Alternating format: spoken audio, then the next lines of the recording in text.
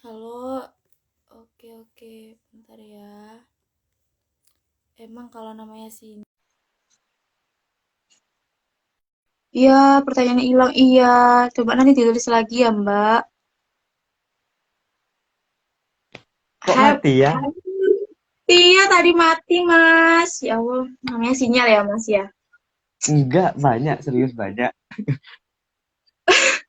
Iya tadi Mas, tadi habis Mas apa namanya? Habis Mas keluar tiba-tiba itu milikku juga sama keluar tiba-tiba. Oh ya tadi miliknya Mbak Ritama tadi bisa ditulis lagi ya pertanyaannya. Sama miliknya tadi siapa? Nugroho Sinya Utomo kalau nggak salah tadi ditulis juga pertanyaannya. Gitu, Gusti. Ya. Iya Mas, ya namanya sinyal ya Mas nggak bisa dikatakan. Oke kita kembali ke pembahasan lagi Mas sembari nunggu pertanyaan teman-teman. Karena Mas Rizi ini kan, tuh sinyalnya Mas Rizi. Gimana Mas? Udah oke sinyalnya? Udah, enak kok. Ayo, pacar. Oke. Nah, menurut Mas Rizi nih mengenai tema kita kali ini, tadi aku belum tanya juga ya. Menurut Mas gimana nih tentang tema kita kali ini? Pengaruh organisasi terhadap pembentukan karakter mahasiswa. Apakah sangat perlu banget itu untuk dibahas? Eh, Kalau dari saya pribadi sungguh menjadi sebuah apresiasi kepada teman-teman pengurus MPS karena mulai apa ya? Mulai mengajak adik-adiknya untuk mengenalkan bagaimana organisasi, pentingnya organisasi, terus prosesnya di organisasi itu seperti apa, terus bagaimana cara memindset dirinya itu agar bisa mengatur waktu juga. Terus untuk memperkenalkan dari beberapa mahasiswa yang merasa apa ya mengabaikan dari adanya organisasi. Karena kan memang banyak. Jadi tidak menutup kemungkinan jika jika masih maba ataupun mahasiswa baru pasti merasa kalau jika memang belum pernah mengikuti organisasi pasti bawaannya ketika sudah masuk di mahasiswa baru ya ngiranya nggak penting gitu. Mending kuliah aja, kuliah fokus materi, fokus pembelajaran, sukses nanti kerja, udah gitu aja kan. Kalau misal ada dari orang-orang yang memang tidak apa ya merasa tidak peduli dengan adanya organisasi seperti itu. Karena apa ya proses ini ya saya apa ya mulai mulai untuk menganalisis dari tema itu sendiri. Jadi kalau berbicara proses pembentukan karakter itu dapat diterapkan pada tingkat perguruan tinggi, yaitu melalui keikutsertaan aktif dalam organisasi mahasiswa. Jadi pembentukan karakter itu mahasiswa dapat dilihat dari kesehariannya. Jadi interaksinya itu bagaimana, terus dalam lingkungannya itu seperti seperti apa, lingkungan sekitarnya. Ya kayak seperti itu aja dari interaksi seseorang dengan orang lain di lingkungan tersebut itu akan menumbuhkan suatu karakter seperti itu. Oleh karena itu pembentukan karakter individu itu sangatlah penting. Jadi seseorang di lingkungan itu tergantung dari bagaimana individu tersebut beradaptasi dan berinteraksi dalam organisasi seperti itu. Selain itu juga interaksi faktor pikiran adalah faktor terpenting lainnya untuk apa ya untuk pembentukan suatu karakter. Karena di dalam pikiran itu terdapat pengalaman-pengalaman yang membentuk pola pikir dan kemudian mempengaruhi individu juga bisa bawaan individu ataupun memang dari bawaan dari lahir seperti itu. Maka dari itu juga pengalaman organisasi sangatlah bermanfaat dalam proses pembentukan kepribadian dan pembentukan karakter seseorang itu. Nah, proses pembentukan itu juga apa ya karakter akan terbentuk dengan sendirinya. Jadi tanpa harus dipaksakan. Jika memang seseorang itu sudah mulai mulai beradaptasi, mulai ikut-ikut organisasi, tanpa ada paksaan itu seseorang tersebut akan mengalami proses pembentukan karakter seperti itu. Jadi kenapa kok bisa tanpa disuruh? Karena di dalamnya ya memang organisasi kita diajarkan untuk saling saling apa? Mungkin ada yang tahu, saling menghargai, memecahkan berbagai masalah, berpikir kritis juga, yang pastinya akan berguna bagi lingkungan kita, di sekitar kita, khususnya jika kita memang sudah terjun di sebuah masyarakat seperti itu. Ya, mungkin seperti itu. Baik Mas, tadi kan sebelum kita terputus tadi itu ya jaringannya, maksudnya itu kan ada pertanyaan dari Mas Yusril sama, oh ternyata Mas ya. Oke, terkait pertanyaannya apakah mahasiswa kupu-kupu bisa dikatakan mahasiswa kurang berkarakter, padahal dan apakah harus di organisasi sebagai bukti pengalaman yang sudah diikuti pada diikuti padahal penerapan di lingkungan sosial juga bisa. Oh, maksudnya dia tuh apakah mahasiswa kurang apakah mahasiswa kupu-kupu ini kurang berkarakter gitu yang pertama Mas. Terus apakah dan padahal dan apakah harus diorganisasi sebagai bukti pengalaman yang sudah diikuti padahal penerapan di lingkungan sosial juga bisa gitu. Jadi apakah hanya di organisasi padahal pengalaman di sosial ataupun di luar organisasi itu juga bisa gitu. Jadi mungkin tambahan tadi ya Mas karena pertanyaannya kan sama sama yang tadi. Jadi kembali yang saya sampaikan, karena kan kalau berbicara karakter dengan organisasi itu sangatlah berbeda. Saya sampaikan kembali ya. Jadi karakter itu merupakan cara individu berperilaku baik, tidaknya dalam lingkungan. Sedangkan organisasi itu sebagai istilah apanya ya, sebagai bumbu rasa saja untuk cita rasanya dari adanya sebuah pengalaman sehingga bisa diterapkan seperti itu. Organisasi dengan karakter itu tidak bisa apa ya, tidak bisa dipungkiri itu sangat berkaitan. Berkarakter baik tapi tidak mempunyai pengalaman, maka itu sama halnya dengan ya biasa-biasa aja seperti itu. Paham organisasi tapi tidak berkarakter, itu sama halnya juga tidak ada gunanya juga. Makanya kan saya juga sampaikan, jika memang organisasi dengan karakter itu sudah mulai kita pahami, mulai kita berkemul di dalamnya, baik dari prosesnya juga mengenai pembentukan karakternya, maka itu menghasilkan sebuah hal yang maksimal nanti seperti itu. Karena ya sepengetahuan dari saya pribadi, kemudian saya konsultasi juga kepada senior, hmm, hal-hal yang ada di organisasi ya, yang organisasi di mahasiswa itu, jika kita diterapkan di lingkungan, pasti di lingkungan masyarakat pasti berbeda. Maksudnya kayak semisal ada kumpulan di masyarakat, terus sampean nyeleneh-nyeleneh langsung bilang, gak baik rapatnya, gak ada moderatornya, terus bilang gitu. Justru malah nanti apa ya, bertolak belakang sebetulnya. Kayak semisal nanti kayak ada pemilihan pemilihan kepala desa. Terus sampai nyelonong-nyelonong kemudian menanyakan ini gimana proses sidangnya itu gimana, terus proses kayak laporan-laporan sebelumnya dari kepengurusan yang ada itu bagaimana. Nggak mungkin sampai apa ya tiba-tiba Pak langsung menanyakan hal tersebut. Yang ada malah nanti sampai menjadi tolak belakang apa ya lain berbedaan pendapat seperti itu. Makanya tugasnya kita itu sebagai apa yang sudah saya sampaikan, sebagai agen of perubahan itu tidak melulu kita harus merubah sesuatu yang emang sudah tradisi seperti itu. Jadi layaknya kita cukup menganalisis tanpa perlu merubah apapun itu, jika memang itu sudah hal-hal yang memang tradisi sangat lekat dalam masyarakat, makanya kita harus cukup bisa menyesuaikan diri seperti itu.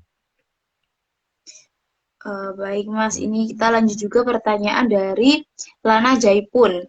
Ketika tugas banyak dan deadline menunggu, sedangkan organisasi mau mengadakan acara dan Anda sebagai panitia, apakah yang saya lakukan?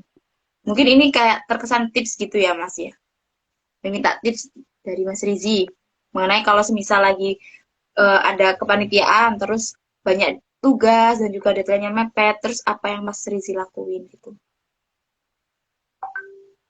Kalau saya pribadi ya, kalau berbicara jika mengalami hal tersebut, tentunya ini kan yang ditanyakan apakah ya, yang saya lakukan jika kita dikejar target, maksudnya ini ketika tugas banyak yang menunggu, sedangkan organisasi mau mengadakan acara dan Anda sebagai panitia apakah yang sampai lakukan?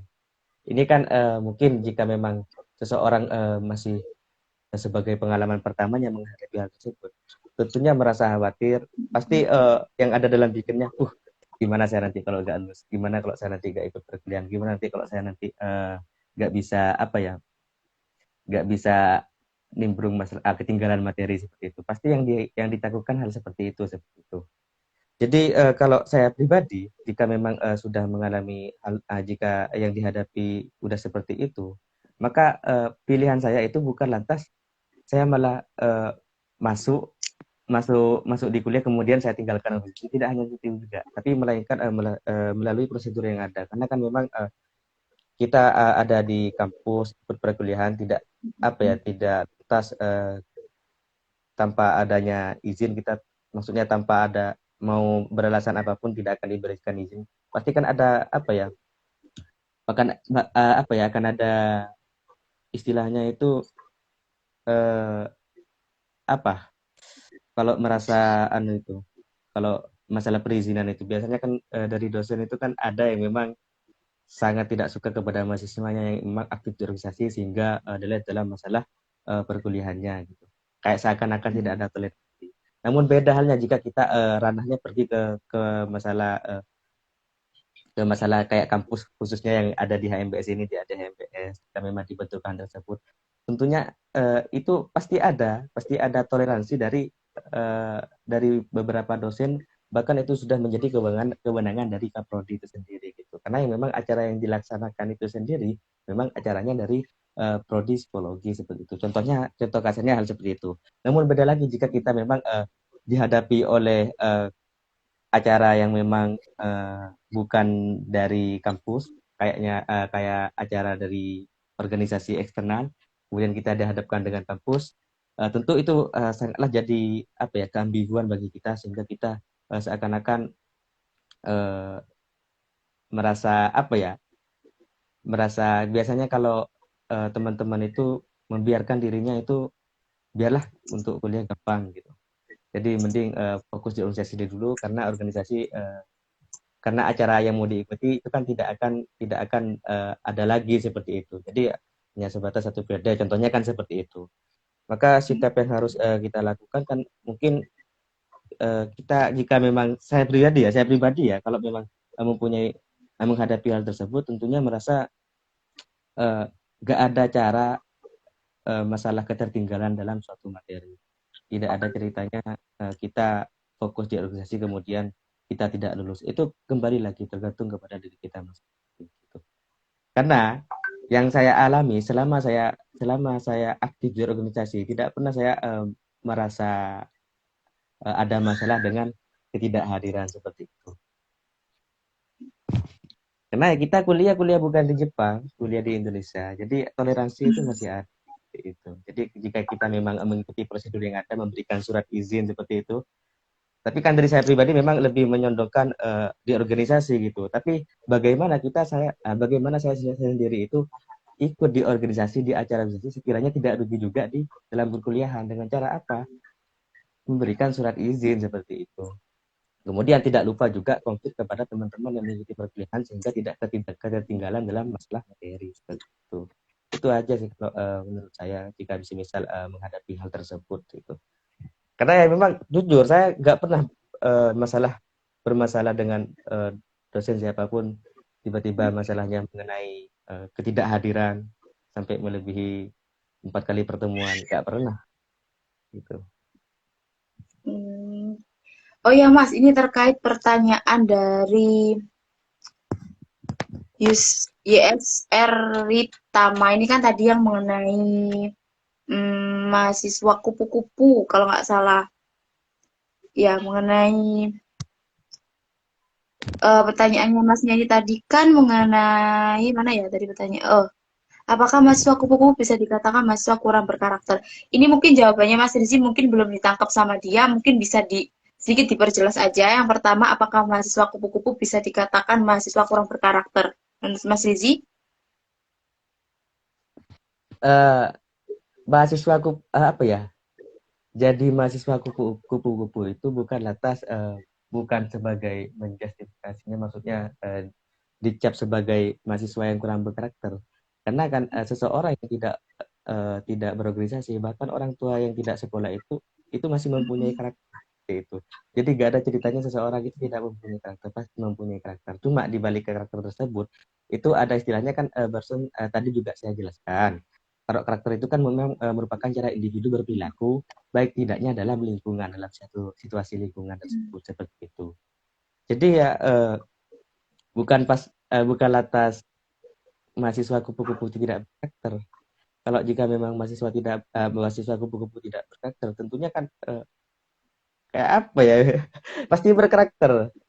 Cuma kan tadi kan saya menjelaskan ada keterlibatan antara penanaman karakter dengan organisasi seperti itu. Yang mana jika hal tersebut digabungkan ataupun dikolerasikan, maka menghasilkan suatu kesatuan yang sangat maksimal seperti itu. Utamanya kita dalam berproses seperti itu. Beda kembali lagi ya, karena ya saya mungkin sedikit jelasin juga mengenai sedikit perubahan karakter jika seseorang itu sudah ikut di organisasi. Seseorang jika memang udah ikut organisasi, minimalnya itu public speakingnya itu pasti beda dengan yang nggak ikut organisasi. Itu saya bisa menjamin. Nggak bakal teman-teman, maksudnya ada orang yang memang tanpa adanya sebuah pengalaman tiba-tiba langsung ngomong gitu, langsung berbicara di depan, nggak bakal terjadi. Terus memang sebelumnya sudah mempunyai sebuah pengalaman seperti itu.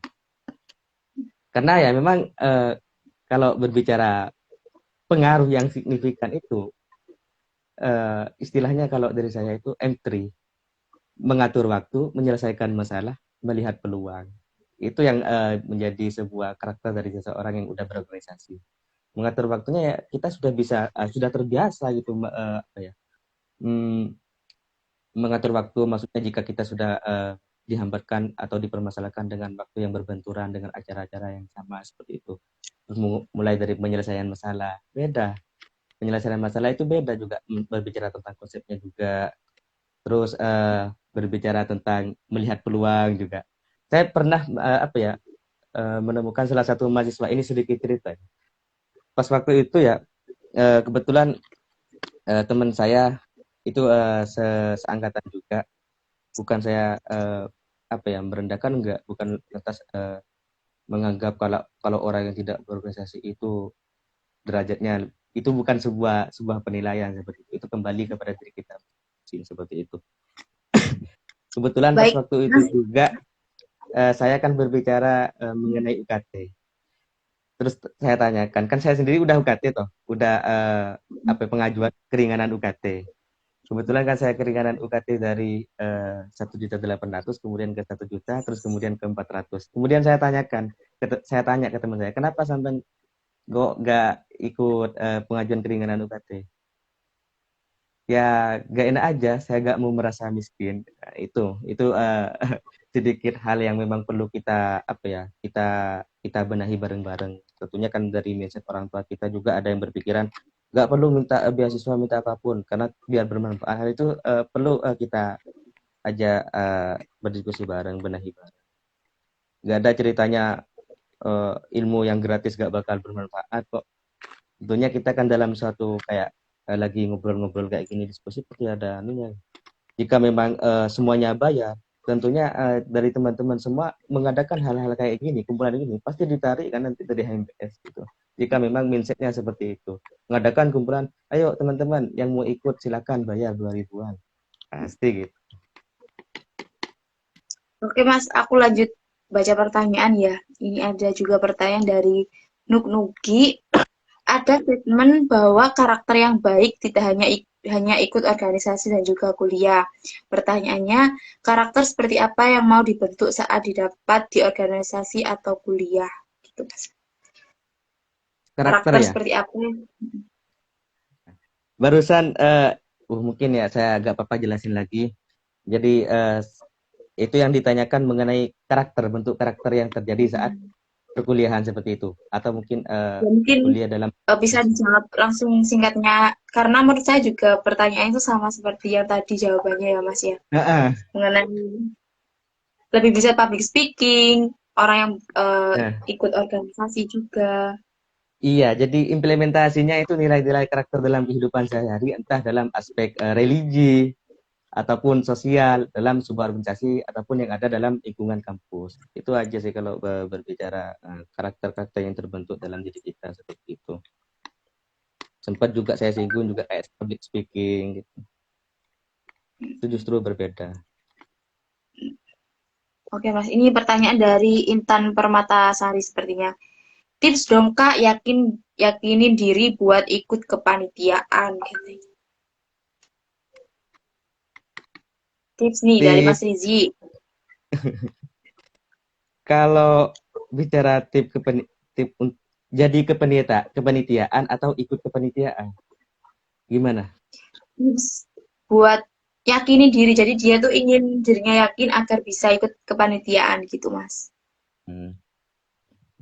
Kalau saya pribadi, ini kan lingkupnya adik-adik psikologi juga, ini dalam lingkup prodi. Jadi mungkin saran saya nanti kalau bicara proses dalam suatu kepanitiaan, tidak ada pilih-pilih, jadi semuanya itu ratakan agar semua bisa merasakan bagaimana prosesnya di kepanitiaan itu sendiri gitu. Kalau bicara tentang yakinnya, maksudnya yakinnya eh, agar mau, maksudnya tiap ada rekrutmen mengenai kepanitiaan terus agar mau, yaitu kan paling tidak jika kita belum pernah merasakan jadi kepanitiaan, paling tidak kita sudah mencicipi lah satu kali aja gitu. Siapa tahu dari satu kali pengalaman itu menjadi sebuah candu untuk kita ikut di organisasi dalam kepanitiaan seperti itu. Tapi kan kalau Oke. bicara kepanitiaan semuanya khususnya mohon maaf ya saya nanya ke AHMSM ini karena kalau berbicara kepanitiaan ini kan sangat sangat apa ya, mungkin pasti ada yang bilang, oh saya kok gak jadi panitia kok malah dia yang jadi panitia. Itu buang statement dari teman dari adik-adik semua. Jadi sekiranya dari HMB SMS ini membuktikan bahwasanya semua proses baik dalam kepanitiaan ataupun di organisasi itu semuanya bebas kita rasakan seperti itu. Cuma berbicara tentang nanti bagaimana kita akan dijadikan mungkin dijadikan kayak tum aci itu berbeda lagi. Itu berbicara tentang pengalaman yang diraih terus prosesnya selama berorganisasi. Itu. Kalau hanya sebatas kepanitiaan, saya rasa semuanya wajib kalau bisa wajib ikut penelitian agar bisa merasakan seperti itu.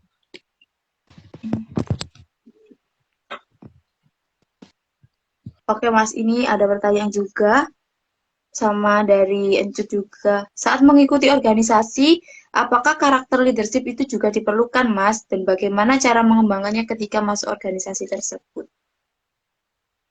Leadership, kepemimpinan ya, Karakter kepemimpinan, iya. Karakter benar. kepemimpinan saat di organisasi. Kalau berbicara leadership itu semua orang itu pasti mempunyai watak. Jelas orang yang memang mempunyai apa ya, mempunyai eh, kelebihan dari leadershipnya itu beda. Beda mulai dari cara pengaruhnya terhadap lingkungan suatu organisasi, terus bagaimana dalam mengubah sebuah eh, adanya problem dari, maksudnya dalam sebuah sebuah keadaan yang awalnya biasa-biasa dia menjadi lebih baik. Itu merupakan adanya karakter dalam diri kita yang memang adanya suatu apa ya karakter dari leadership kita itu gitu. Itu kalau bicara bicara kepemimpinan. Jadi makanya istilahnya kalau dalam masalah memilih pemimpin itu tidak semena-mena kita langsung menunjuk terus tanpa basa-basi mau gak mau ini yang jadi pemimpin, nggak bisa seperti itu. Jadi perlu dari kitanya itu untuk mengolah bareng-bareng kira-kira yang mempunyai karakter leadership itu seperti apa gitu. Karena orang-orang yang memang mempunyai karakter leadership dalam lingkungan organisasi itu akan selalu aktif, maksudnya baik dalam hal perubahan maupun kemajuan dalam suatu organisasi. Itu ciri-ciri orang yang mempunyai karakter leadership seperti itu. Jadi Iya. kalau Terus, memang mau dibuat harus mempunyai karakter leadership, kayaknya itu tergantung dari prosesnya kita. Maksudnya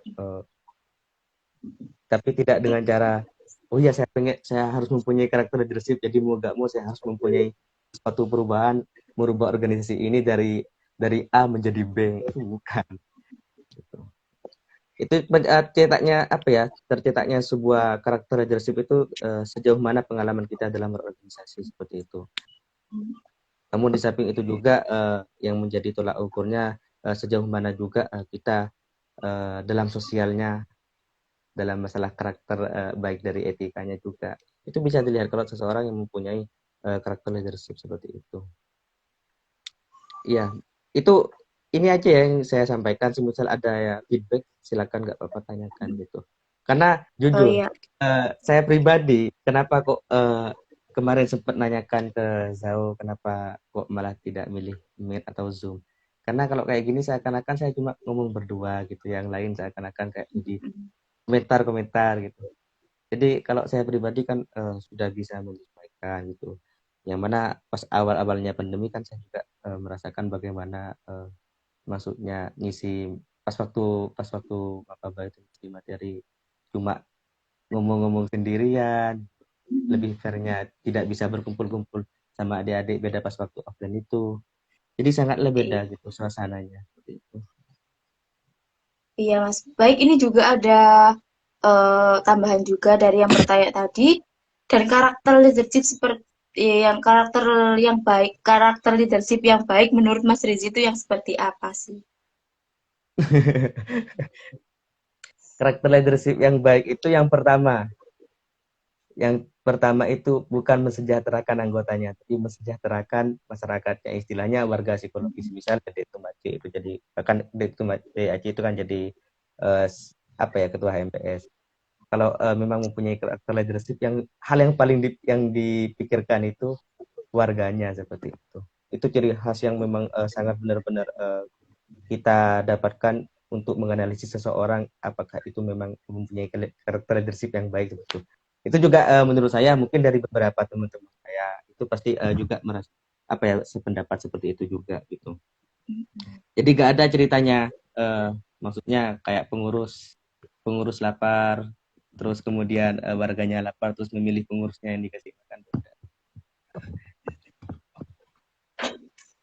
Baik, eh ini untuk pertanyaan terakhir ya, Mas, tentang tema kita malam hari ini, ngopi pada malam hari ini. Bagaimana, seikhlas uang bagaimana dengan sibuk kegiatan kuliahnya saja dan tidak memiliki waktu untuk dirinya, apakah ada efeknya? Ah, Saya seru nih. lumayan susah membaca kata-kata yang pertama. Seikhlas, seikhlasnya atau gimana ini? Seikhlasnya. Bagaimana dengan sibuk kegiatan kuliahnya saja dan tidak memiliki waktu untuk dirinya, apakah ada efeknya? Maksudnya gimana nih pertanyaannya ya?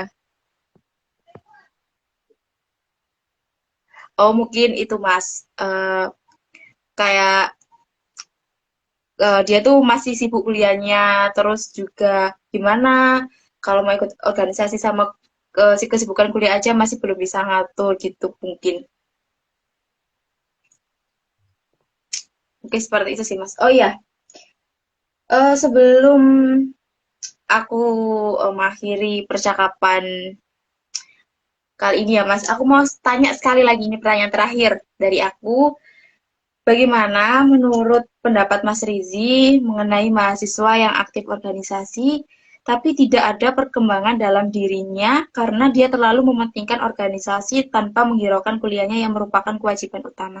Jadi untuk yang terlalu fokus organisasi tanpa memikirkan kuliahnya sendiri tuh gimana menurut Mas? Kan terkadang ada nih Mas ya, orang yang fokus banget sama organisasi tapi kuliahnya nggak dipentingin, padahal tujuan utamanya kan kuliah. Gimana menurut Mas? Eh, kalau seperti itu ya biasanya kan ada statement ada yang memang rata-rata senior kalau di organisasi kalau aktif di organisasi pasti skripsi dan wisudanya itu nunggak seperti itu. Ada kan statement seperti itu. Kalau berbicara seperti itu ya justru itu kembali kepada diri kita mas. Karena jika kan biasanya ada seseorang sampai aku gak aktif kuliah kok malah aktif organisasi. Maklum lah orang organisatoris. Beda ya. Orang yang organisatoris itu tidak ada ceritanya lupa dengan kuliahnya seperti itu yang merupakan sudah kewajibannya dalam mencari ilmu seperti itu. Jadi buanglah hal-hal seperti itu. Jadi jangan sampai jangan sampai apa ya menjadikan sebuah pegangan bahwasanya orang yang berorganisasi itu pasti kuliahnya. Itu buang saja seperti itu. Karena itu tergantung kepada diri kita masing-masing. Jika memang kita udah uh, mindsetnya baik dalam mengatur waktu, tidak ada ceritanya lambat lambat untuk wisuda seperti itu. Jika memang aktif-aktifnya di organisasi seperti itu. Kalau pas waktu saya di tahun berapa ya? Di tahun 2019 2018 kalau nggak salah itu seseorang apa ya, mahasiswa yang aktif ataupun yang jadi pemimpin di organisasi kampus itu ada beasiswanya dulu. Saya ingat seperti itu. Itu ada beasiswanya. Itu tujuannya agar menghilangkan sebuah statement bahwasanya aktivis itu eh, nggak aktif kuliah seperti itu. Cuma sekarang sudah tidak ada. Biasanya kalau dulu yang jadi pemimpin dalam sebuah organisasi baik di lingkup fakultas ataupun apa ya lingkup kampus gitu itu ada gitu, ada beasiswanya dulu. Kalau sekarang sudah gak ada seperti itu. Baik, terkait pembahasan kita malam hari ini, aku sebenarnya juga setuju sama apa yang dikatakan sama Mas Rizi nih. Karena di sini ada juga yang tanya sebaliknya dari moderatornya gitu. Oh, mungkin teman-teman pengen tahu nih, kalau aku sendiri juga sama sih sebenarnya. Jawabanku kurang lebih sama kayak Mas Rizi. Kalau organisasi organisasi juga bisa merubah karakter karena ya sebelumnya mungkin public speakingku di hadapan umum masih kurang baik, tapi karena sering berlatih dan juga mungkin dulu awal itu aku kayak nervous, kayak deg-deg gitu mau ngomong di depan orang banyak. Di live gini aja meskipun yang lihat cuma Mas Rizi, yang lainnya lihat cuman aku kan nggak lihat kalian lihatnya dalam posisi gimana. Itu pun aku masih nervous. Cuman setelah pengalaman-pengalaman yang aku dapetin dari organisasi itu akhirnya aku bisa punya tips gimana agar menutupi rasa nervousku itu tadi gitu. Kalau aku ya tentang organisasi bisa ngubah karakter apa enggak gitu sih. Nah, terkait live malam hari ini aku juga sangat banyak sekali mengambil kesimpulan terkait pembahasan malam hari ini terkait jawabannya Mas Rizi, yaitu organisasi bisa banget untuk merubah karakter. Seperti contoh tadi Mas Rizi yang awalnya dulu masih malu-malu buat public speaking, sekarang karena sering berlatih, karena sering banyak pengalaman, akhirnya sudah berani untuk public speaking di depan orang-orang. Terus juga terkait waktu, mengatur waktu sambil kuliah, kita juga harus pintar-pintar gitu. Mungkin awalnya emang susah, emang kayak, duh gimana ya. Nah, tapi kan lama-kelamaan kita juga pasti punya, apa ya gitu, kayak punya cara gitu. Kayak misal nih, oh ya, kalau aku hari ini kosong, aku mau ngerjain tugas. Nah, gitu sih teman-teman. Jadi meskipun kita aktif organisasi, kita juga harus tetap fokus terhadap kuliah kita gitu. Mas Rizi, sebelum aku tutup ngopi kali ini nih, mungkin Mas Rizi ada kata-kata untuk teman-teman gitu, kayak pesan untuk teman-teman yang ikut gabung live kita malam hari ini. Apa ya kalau berbicara pesan ya, pesan dari saya ya mungkin nggak perlu khawatir jika memang mau ikut organisasi, karena jika semisal dari saya pribadi ya semisal masih kurang kurang apa ya kurang menggairahkan dari kalian untuk ikut organisasi, bisa langsung tanyakan kepada senior-senior lainnya, itu pasti menemukan jawabannya itu sendiri gitu. Jadi kembali lagi bahwasanya ya memang kalau berbicara organisasi itu kita tidak ada ruginya seperti itu, karena akan pentingnya suatu organisasi dalam diri kita, karena terjunnya kan nanti ke lingkungan juga di masyarakat gitu. Jadi mulai kita belajar lah gitu, menerapkan sebuah pengalaman gitu dari kita sendiri gitu. Betul banget. Aku juga mau ngambil kutipan dari yang komen nih. Orang bisa karena terbiasa. Betul banget. Kita itu bisa pasti karena kita terbiasa. Meskipun awalnya kita merasa kesulitan, tapi kalau kita terbiasa pasti kita bisa. Tuh. Nah, buat teman-teman jangan lupa ya, karena di sini kita ada hadiah buat 5 peserta terbaik. Nah, cara untuk mendapatkannya, teman-teman jangan lupa SS ngopi pada hari ini dan jangan lupa nanti dibuat IGS plus dicantumin resume mengenai materi kita malam hari ini. Nah, nanti jangan lupa kalian juga tag IG HMPSPI Winhas Jember. Nanti untuk 5 orang terbaik dengan resume terbaik juga akan mendapatkan sertifikat dari panitia. Baik, Mas Rizi, karena ya waktu juga sudah menunjukkan pukul 20 lebih 25 menit dan saya selaku moderator juga mohon maaf apabila tadi masih ada salah kata juga dari saya. Dan juga saya mengucapkan banyak-banyak terima kasih kepada Mas Rizi yang telah meluangkan waktunya buat memberikan dan sharing-sharing pengalamannya apalagi mengenai hal organisasi dan juga karakter. banyak banget ilmu baru yang saya dan juga mungkin teman-teman dapatkan malam hari ini. Makasih banyak ya Mas Rizi. Iya, Sebelumnya aku mau ambil gambar nih Mas buat heeh. dokumentasi. Satu, dua, oke, satu, dua, tiga.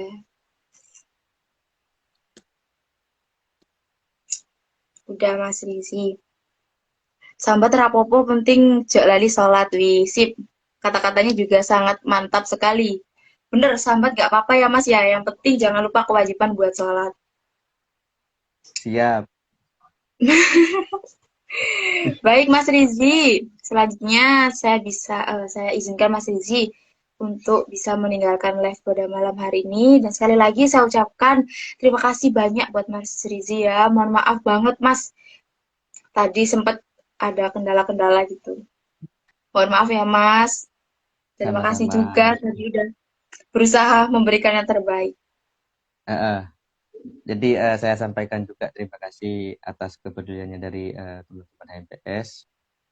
Terus dari adik-adik juga yang sempat yang dari tadi sudah standby mengikuti sharing-sharing seperti ini. Tidak banyak yang saya harapkan. Mungkin ya selebihnya sekalipun penyampaian tidak terlalu banyak, setidaknya sudah menjadi sebuah manfaat bagi kalian nanti untuk kedepannya seperti itu. Cukup deh. Baik, saya mengizinkan Mas Rizi untuk meninggalkan live pada malam hari ini. Iya deh ya. Terima Saya pamit. kasih, Mas Assalamualaikum Rizi. warahmatullahi wabarakatuh. Waalaikumsalam warahmatullahi wabarakatuh. Oke, teman-teman, jangan lupa ya, buat kalian yang pengen dapat sertifikat dari panitia, jangan lupa hasil SSN tadi dibuat IG story di IG kalian, plus dicantumin resume tentang materi kita malam hari ini, dan jangan lupa tag IG HMPSPI Winhas Jember. Nanti buat 5 orang yang terpilih akan mendapatkan sertifikat dari panitia. Mantap sekali bukan? Mbak Esa Iki sharing. Oke, aku sharing sedikit ya. Sebelum aku tutup, ya saya merupakan anggota HMPS Psikologi Islam tahun 2020-2021. Oke, aku sendiri ya nggak jauh beda sih teman-teman pengalamannya kayak Mas Didi. Jadi kayak menurutku juga public speaking juga bisa merubah karakterku. Dan juga gak hanya itu, aku tuh orangnya gimana ya, celawaan gitu, Re. Aku orangnya tuh nggak bisa diem gitu. Jadi kayak hiperaktif banget gitu. Cuman ya gitu karena pengalaman, karena masukan dari senior, karena masukan dari teman-teman. Saat di depan orang itu juga harus lebih kayak tahulah posisi. Mungkin cewawaannya nanti disimpan dulu di belakang. Jadi kalau di depan kalian, kalau dalam acara kayak gini juga harus terlihat lebih gimana ya, lebih enak lah dipandangnya gitu. Ibu duta kebersihan nih. Duh, duta kebersihan. Jaga kebersihan ya. Glowing season Mbak E, iya. Pakai flash, nggak bercanda. Pokoknya buat kalian tips juga dari aku, jangan pernah takut buat berorganisasi. Karena meskipun awalnya tuh kalian bakal kayak gimana nih bingung ngatur waktu, tapi itu awalnya. Tapi nanti kalau kalian udah terbiasa, kalian pasti bisa kok ngebagi waktu antara kuliah dan juga organisasi. Karena di organisasi juga banyak banget pengalamannya. Dan juga kalau tidak sekarang tuh kapan lagi gitu loh guys. Oke lah, selanjutnya biar nggak terlalu malam juga. Saya pernah galau masalah organisasi nggak, Mbak? Duh, pertanyaannya nanti langsung DM IG saya Zawa aja ya. Pernah galau nggak masalah organisasi, Mbak? Pernah sih, ya itu tadi awal-awalnya kayak galau gitu, galau. Kalau aku dulu galau karena milih, ya bener. Takut di blok dosen, nggak mungkin lah di blok. Nggak mungkin di blok lah. Kan yang kita ikuti pasti kita juga sebelum milih organisasi kita juga harus tanya-tanya dulu dong pastinya, cari tahu dulu organisasi itu seperti apa yang mau kita ikuti gitu biar kita juga nggak salah pilih. Intinya sebelum kalian mengikuti, kalian tuh harus cari-cari dulu informasinya ke orang-orang yang pernah atau mungkin ya yang pernah sih menurutku yang pernah mengikuti organisasi itu. Gitu sih. Takut Kak, takut kenapa? Nggak usah takut. Jangan pernah takut untuk mencoba teman-teman. Kalau tidak sekarang, kapan lagi? Yuk, bisa. Jangan pernah takut. Itu saja pesan dari saya selaku moderator pada malam hari ini. Mohon maaf atas kata-kata saya mungkin ada yang tidak sopan atau bagaimana. Dan juga mohon maaf ya tadi ada kendala sinyal. Maklumlah. Selanjutnya saya ingin menutup perbincangan kita malam hari ini. Terima kasih banyak dan wassalamualaikum warahmatullahi wabarakatuh.